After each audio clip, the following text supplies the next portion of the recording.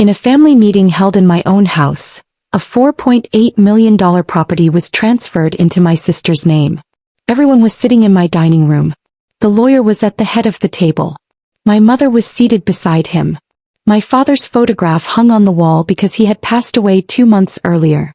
I was sitting in my own chair, yet in that moment I felt like a guest. The lawyer opened the document and began reading in a clear, steady voice.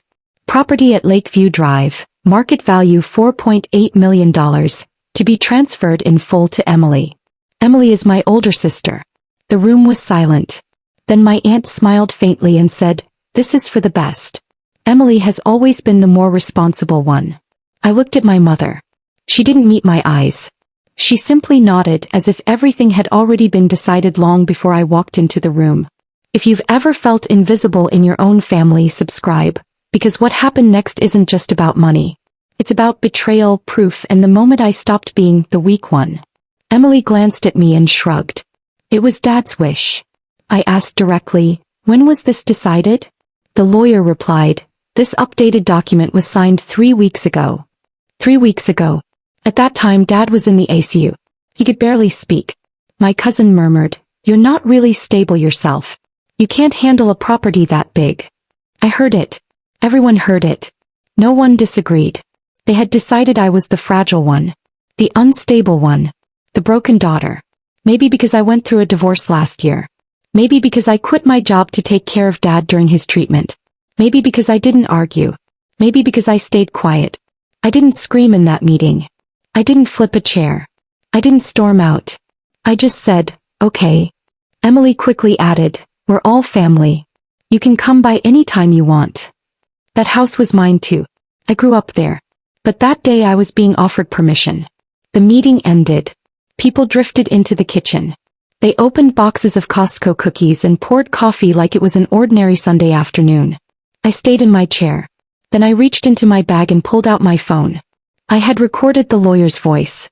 I had also taken pictures of the documents while they were laid out on the table. They didn't know that for the past month I had been documenting everything.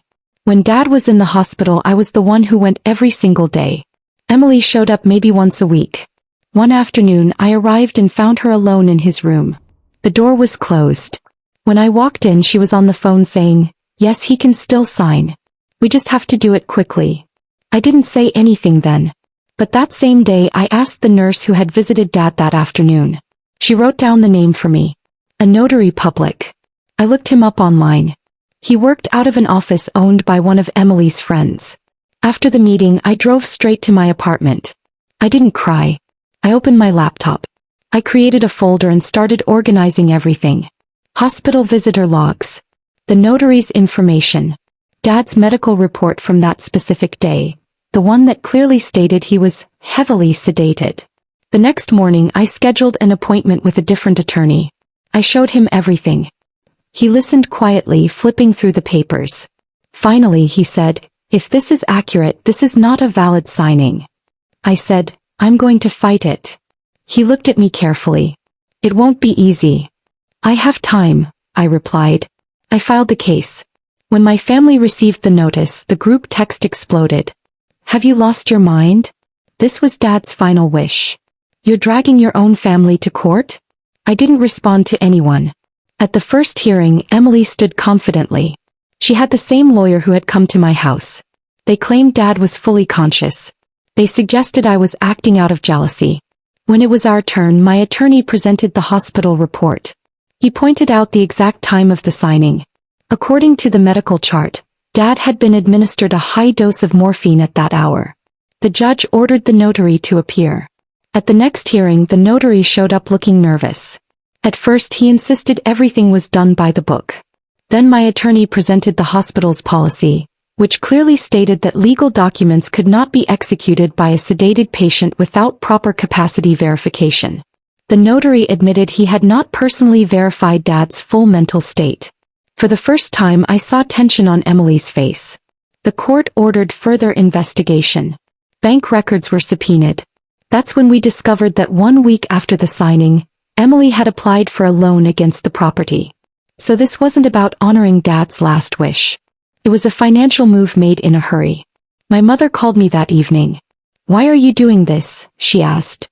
"Because it's wrong," I said. "Emily needed money. So that makes it legal?" I replied. She had no answer. At the next hearing, the notary changed his statement.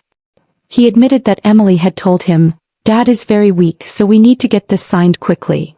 He also confessed he had not fully confirmed Dad's mental competency at the time. The judge temporarily halted the property transfer. In the courthouse hallway, Emily stopped me. "You're destroying this family," she said. "You started it," I answered. The case went on for 3 months. Every week brought new documents. Emily's tax records revealed significant debt. We uncovered emails showing she had contacted a realtor before Dad passed away.